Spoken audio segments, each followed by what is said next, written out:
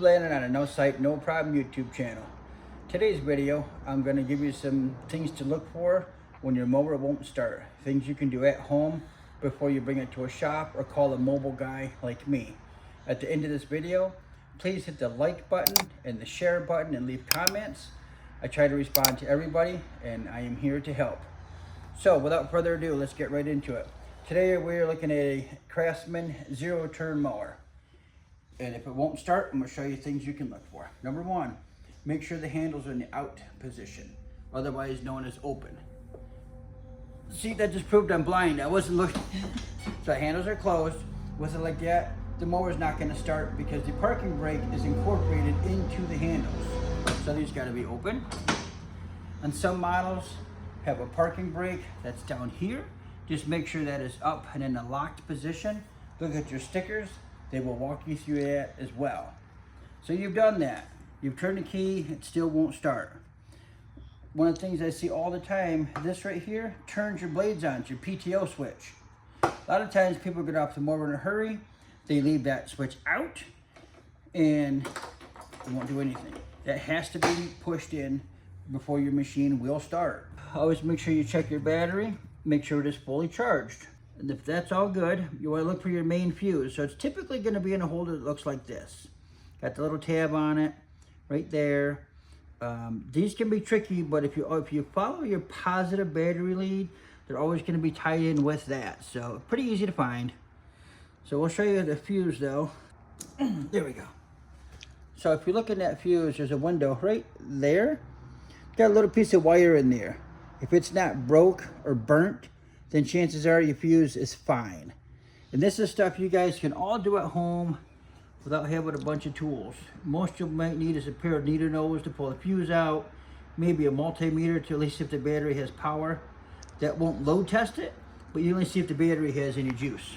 So now, we've checked the fuse, we've checked the battery, your handles are out, your parking brake is on, we've checked your PTO switch, the mower still will not start. Let me show you one other thing. So on this side of the mower, I've taken these out of the harness just for ease of this video. You have a ignition relay and you have a starter relay. This is your ignition relay. And the way you can do this without a bunch of tools is turn the key on. If you hear that? You can also feel that clicking. That's telling you your ignition relay is good. So if it still won't start, this is your starter relay. If this is bad, obviously it will not start. So let me show you what it looks like. A 5-pin starter relay. They use them on cars and tractors and buggies and all kinds of stuff. Nothing fancy, nothing you have to worry about. So put this back in, and you will also, again, you'll feel that relay click. And those are things that you can do at home on your own with basic tools or no tools at all to try to get your mower starting. And at the same time, you're checking your safety switches, because again, if your safety switches were not working, these relays would not click or turn on. I'll show you one other thing you can do, how to check your seat switch. So turn the key on, like so. So again, you heard all the relays clicking. Listen, that's everything coming alive. And another thing that actually is clicking, that is a fuel shutoff solenoid. Again, if that doesn't click, you can feel it, you can hear it. That has to work, because if that doesn't open, that's not going to allow fuel. You heard those relays clicking. You want to test your seat switch. Pull your PTO switch out. Listen. That's doing two things. It's checking your seat switch and your PTO clutch. So watch.